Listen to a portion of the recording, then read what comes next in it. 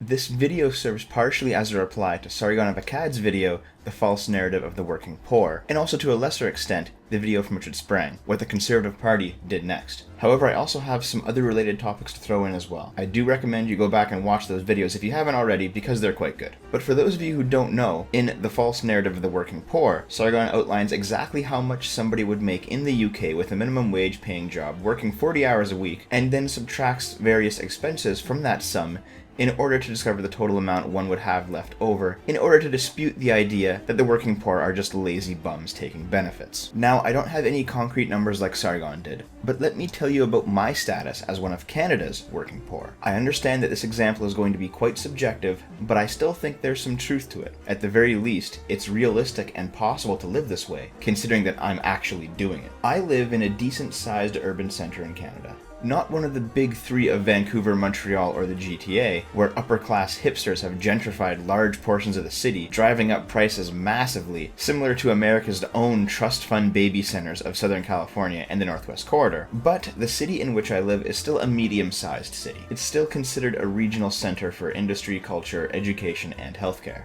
I live in a middle-class area of the city. Older houses, lots of rentals, lots of students, not much in the way of crime, no big lakeside mansions, but also not a ghetto. Here's a bit of math off the top of my head. To live here, I pay $400 a month, including water and hydro. Internet comes out to $35 a month, and I budget my food at around $25 a week. Again, I'm not eating gourmet food, but I'm also not eating poorly. It's nutritious, if not boring, fare. The minimum wage right now is $11.25 an hour, and I get an average of 20 hours a week at my boring, soul-crushing grocery store job. Taking out things like union fees and Canada pension, I can expect to make around $200 a week and $800 a month. Depending on various factors, I've seen that go as low as $600 a month and as high as $1,200. On an average $800 a month, rent consumes $400 of that money, food takes another $100, and internet takes $35. That leaves $365 to handle other expenses. I don't have a phone, I don't find myself needing much in the way of new clothing or shoes. I don't pay for a city bus pass because I ride my bicycle everywhere I go. Yes, including during the winter. Learning how to winter bike ultimately became a godsend when it comes to transportation around the city. Nonetheless, I don't save much of my extra money. I usually end up putting the money into some of my hobbies or passions, or picking up something for the YouTube channel like games or anime or equipment or props. Or sometimes we'll need something new for the house like kitchen supplies or toiletries or whatever. And yes, once in a while, I'll spend on a social event or a gift, or eat out with friends, or order a pizza for a movie night or something. I don't come out of the month with much in the way of saved money, but I live a pretty comfortable, average working class bachelor existence. Somebody living where I am, who is working a full 40 hours a week full time, even at minimum wage, would find themselves in a position to save up enough to purchase a vehicle in just a couple of years. Yes, it would require them living a Spartan life for a period of time, but it's not impossible. Upward mobility is possible even on minimum wage, at least where I am. I think it's reasonable to say, not simply because of my example, but just in general, that Canada's welfare state system is a bit stronger than the UK's. Make all the jokes you want about Canadian healthcare, for example, but my sister would be dead without it. Her birth defect was something my family simply wouldn't have been able to fix if we were living in the US. But let's talk about the stereotype of the welfare queen. The welfare queen is somebody who refuses to work, or works just long enough only to renew their benefit status, and purposefully stays unemployed to take advantage of the system. While I'm sure people like this exist, I don't think they exist to the extent that American and British conservatives think they exist. Simply because in those two countries, it's almost impossible to live on the minimum wage, let alone on unemployment insurance. But what about Canada? Well, up here, we have what's known as employment insurance, or EI. On the Canadian government's website, the amount of EI any one individual receives is stated to be 55% of your average weekly earnings, from back when you had a job, up to a maximum of $49,500 a year, or $524 a week. Keep in mind that most people won't actually be earning $524 a week on EI. In order to actually do so, a person would have had to have made around $100,000 a year when they lost their job. For example, if I lost my current job and went on EI, I would probably get around $100 a week, maybe a little bit more. EI lasts for between 14 to 45 weeks, and that length of time is dependent on multiple factors, including rate of employment for your riding and the number of hours you work before losing your job. To put this in practical terms, based on the ballpark figures I gave about my own life earlier in this video, if I went on EI, I might have enough money to stay in my current place and eat the same quality of food, for the most part, but everything else would go.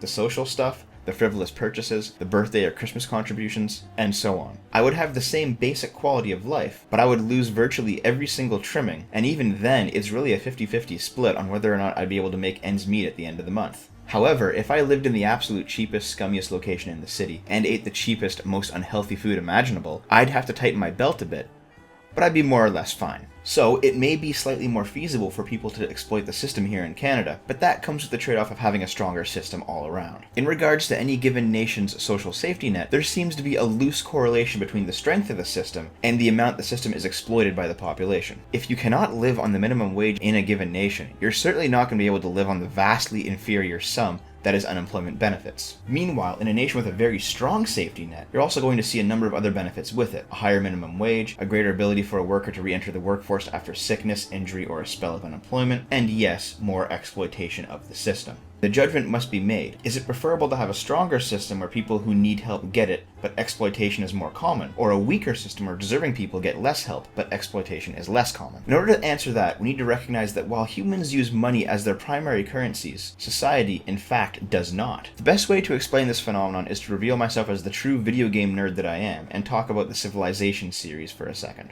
In Civilization, your nation operates on 3 primary currencies: food, gold, and hammers. Food is fairly straightforward. It keeps your population fed and allows your cities to grow. Gold is money. You use it to pay for your maintenance costs on buildings and units. Hammers are a measurement of how much labor your citizens actually perform. It's more abstract than food or gold, but things like workshops, water mills, lumber mills, and mines all produce hammers. A city with an abundance of hammers can build new buildings and train new units more quickly. I know Civ is a video game, but it is an accurate, if not very simplistic, view of society. If we look at the work that you, or I, or anybody else produces at our day jobs as a tangible, tradable currency, maybe represented by hammers, it becomes significantly more clear why a strong welfare state is a net good for society. In essence, humans desire gold and have an excess number of hammers for trade, while society desires hammers and has an excess amount of gold for trade. And this exchange of gold for hammers is called the economy. If this sounds familiar to you, it should. Karl Marx wrote about the nature of production as a tradable currency in its own right in the Communist Manifesto. And any educated capitalist will tell you that Karl Marx was correct when he described the relationship between the worker and society. They just don't like the conclusions he came to. Anyway, society values hammers over gold. It wants people to work,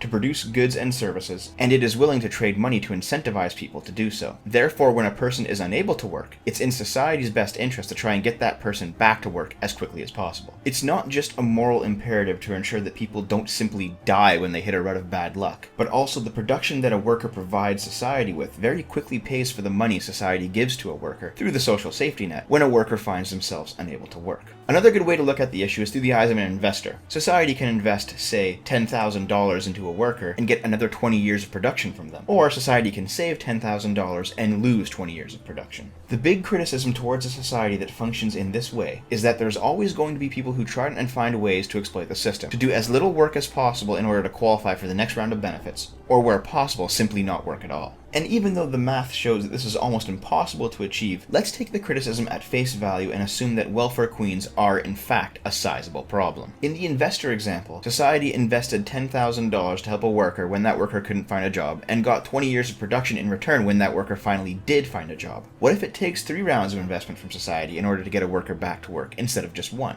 What if it takes 5? 10? At what point does it simply become not worth it to continue investing in a worker that cannot offer return in the investment in the form of production?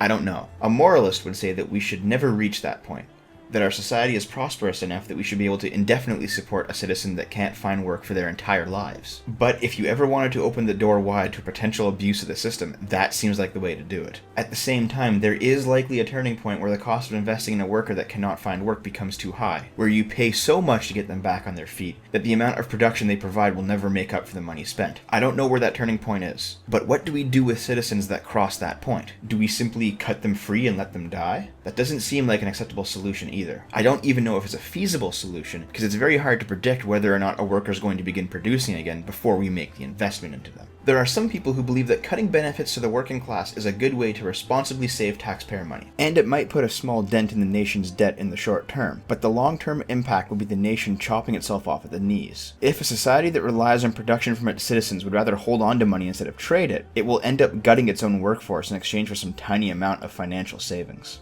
This is personally my biggest problem with libertarianism as a political philosophy. I think I'll do a more in-depth video on the subject of libertarians in the future, but for now this will have to do. A core tenet of libertarianism is privatization, meaning services provided by the state should be provided by the economy, and the free marketplace will naturally self-regulate as customers choose the best quality goods and services, allowing the lesser quality to be weeded out via a lack of business. It's cutthroat and Darwinian to be sure, but there's a certain appeal to the idea, especially if you're the person currently on top. Competition, after all, does breed innovation. But a libertarian society is also very easily exploited. What if the largest provider of any good or service is actually hideously subpar, even dangerous to the consumer, but because of their monopoly and a lack of government regulation, they are able to push any competitors out of the marketplace, even the quality ones, and control the media message so that the knowledge of these competitors never even reaches the consumer base. If this sounds ridiculous to you, then you're probably somebody who doesn't remember what the world was like before the internet arrived and did a lot to equalize the power of speech. Because what I just described was commonplace before consumers had the ability to congregate online and offer their opinions counter to any approved narrative. Somebody within the ideal libertarian marketplace would have to live by a very specific code in order to thrive. And that code isn't without merit. Work hard. Extremely hard.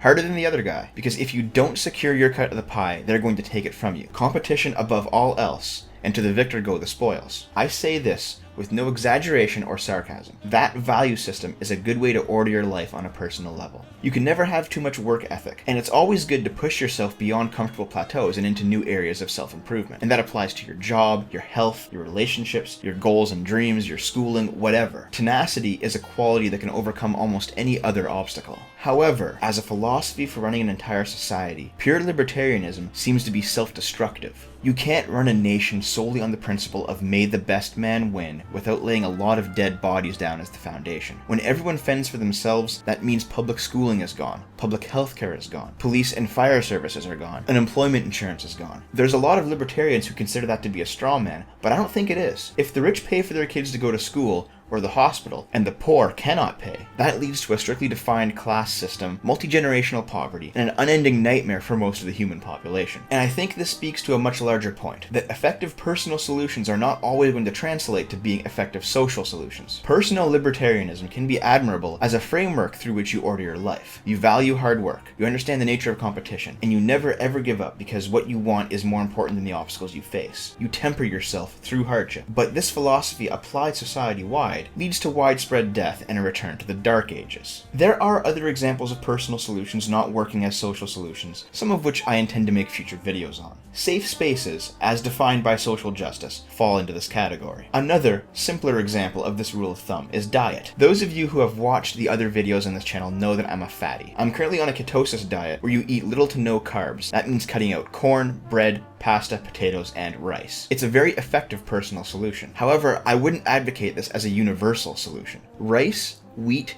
and corn are the three biggest food staples in the world. Easy to grow, cheap at the marketplace. If everybody stopped eating these sources of cheap calories, millions would starve, and the food industry would collapse, because we simply don't have the capability to replace those staples on our farms with other foods at the rate that 7.4 billion people would require. Enough about food though. When somebody talks about the working poor as if they're simply lazy and spending all their money on junk without saving it and trying to better themselves, like this fellow on one of Sargon's videos saying, as to minimum wage, if you're stupid and irresponsible, then you will not save a penny. If you have that kind of job and want kids, big house, new TV, etc., it's your selfish choices, not survival. I think their core lack of understanding comes from not knowing that personal solutions do not function as social solutions. When the libertarian social solution is to dismantle a safety net, to remove the ability of a worker to get back on their feet and contribute again and improve their standing again, all in the name of allowing the best to rise to the top and letting the rest sink to the bottom, the libertarian personal solutions of tenacity and work ethic will not help a worker who has no chance of ever recovering from the poverty that sickness or injury will leave them in. Society needs all workers contributing production, not just the best, but the best and everybody else. And the libertarian philosophy of rewarding the best and abandoning everybody else just isn't going to cut it.